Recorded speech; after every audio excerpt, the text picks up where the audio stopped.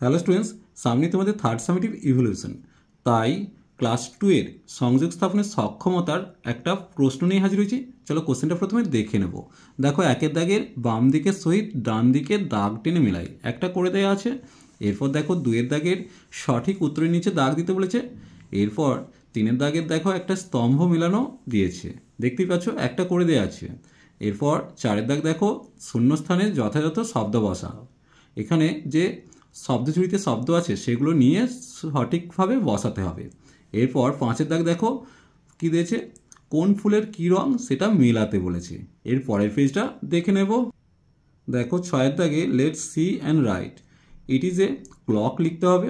এইভাবে তোমরা বাকিগুলো পারবে, এগুলো খুবই সহজ। এরপর দেখো, সাতের দাগে let's fill in the gaps with it আর দেয়ার। ইট আর দেয়ার দিয়ে শূন্যস্থানটা পূরণ করতে হবে।